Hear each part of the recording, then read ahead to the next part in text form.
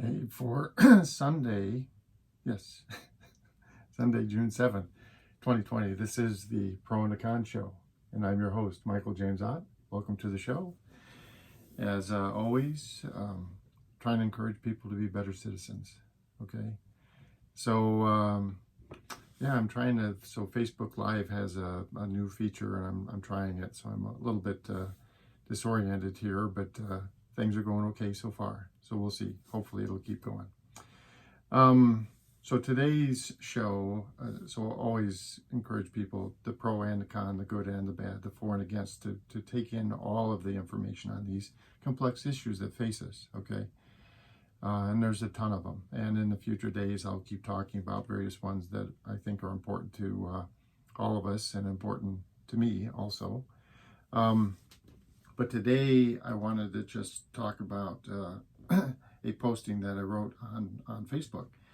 And I posted that some days ago. And let me go here and get that post.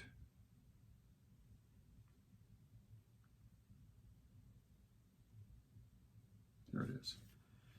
So sometimes this stuff that I do is very impromptu. I don't have a script. I don't have something that I've really prepared, like extensive comments on, but today's show is called Reparations, and it's probably going to be a fairly short show because I just really sometimes when I actually post something in writing, I want it to be succinct and to the point. And so I posted this yesterday, and I think it's fairly good, and so put it in video form so someone can watch it. So Facebook asks, what's on your mind?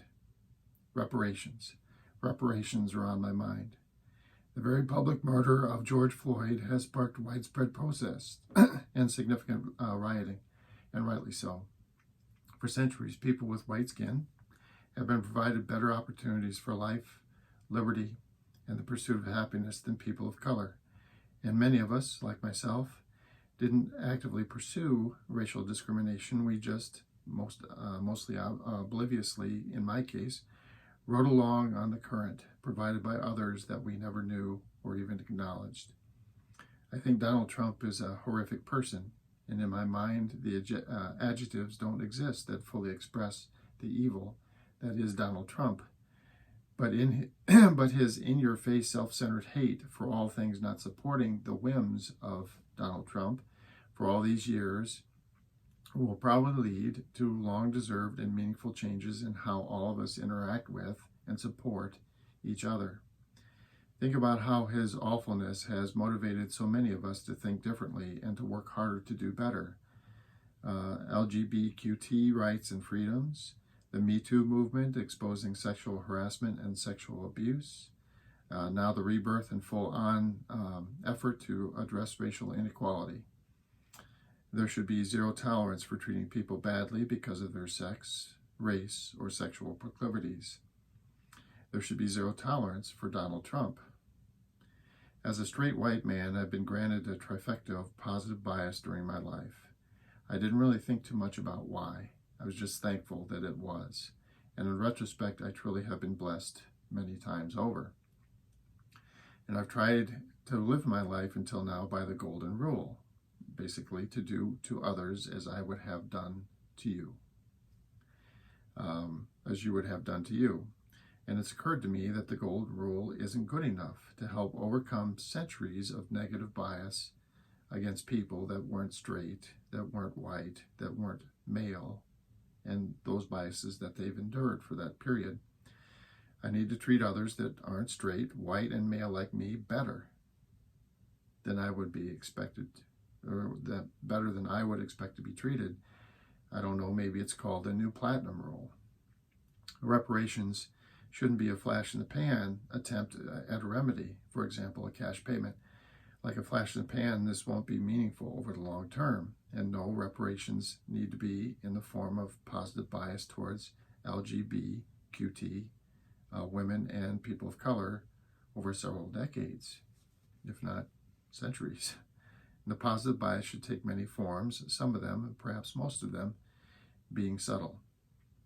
Now, I can't proclaim that new laws as an individual, but I can work with you, all of you, towards meaningful change and meaningful new legislation, and I can and will immediately start living my life by the new platinum rule.